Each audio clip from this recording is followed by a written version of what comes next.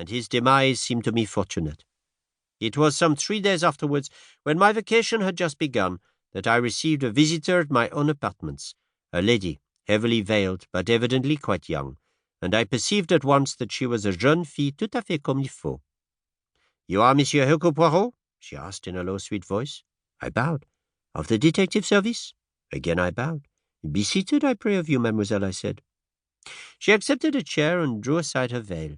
Her face was charming, though marred with tears, and haunted as though with some poignant anxiety. "Monsieur," she declared, "I understand that you are now taking a vacation. Therefore you will be free to take up a private case. You understand that I do not wish to call in the police." I shook my head. "I fear what you ask is impossible, mademoiselle. Even though on vacation, I am still of the police." She leaned forward.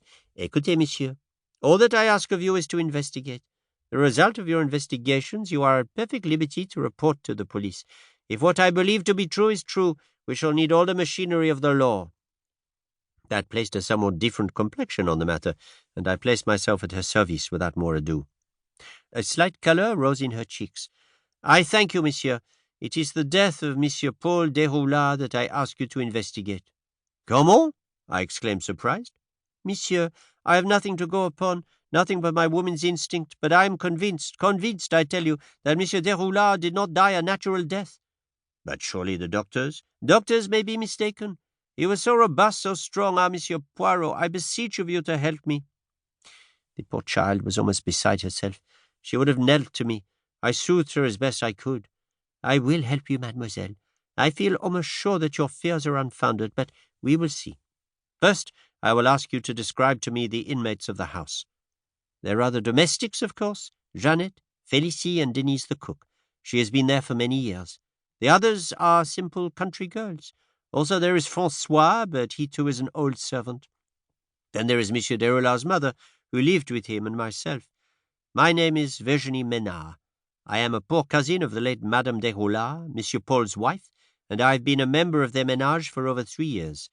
I have now described to you the household. There were also 2 guests staying in the house." "And they were?" "Monsieur de Saint-Hilaire, a neighbor of Monsieur Deroulard's in France.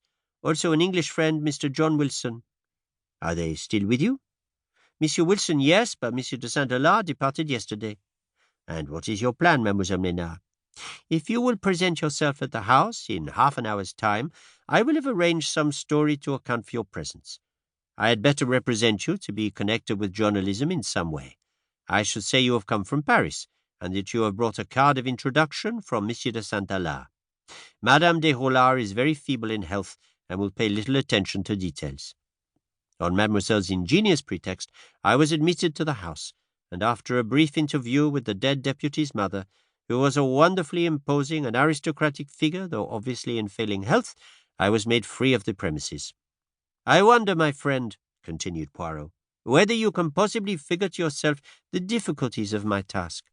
Here was a man whose death had taken place 3 days previously. If there had been foul play, only one possibility was admissible: poison, and I had had no chance of seeing the body. And there was no possibility of examining or analyzing any medium in which the poison could have been administered. There were no clues, false or otherwise, to consider. Had the man been poisoned? Had he died a natural death? I, Hercule Poirot, with nothing to help me, had to decide.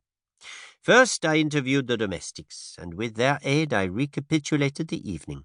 I paid especial notice to the food at dinner and the method of serving it.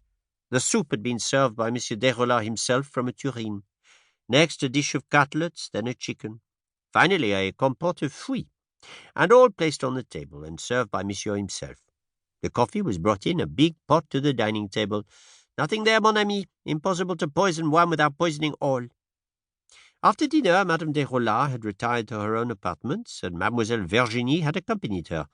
The 3 men had adjourned to Monsieur Deroulard's study. Here they had chattered amicably for some time, when suddenly, without any warning, the deputy had fallen heavily to the ground. Monsieur de Saint-Hilaire had rushed out and told François to fetch a doctor immediately. He said it was without doubt an apoplexy, explained the man, but when the doctor arrived, the patient was past help. Mr. John Wilson, to whom I was presented by Mademoiselle Virginie, was what was known in those days as a regular John Bull Englishman, middle-aged and burly. His account, delivered in very British French,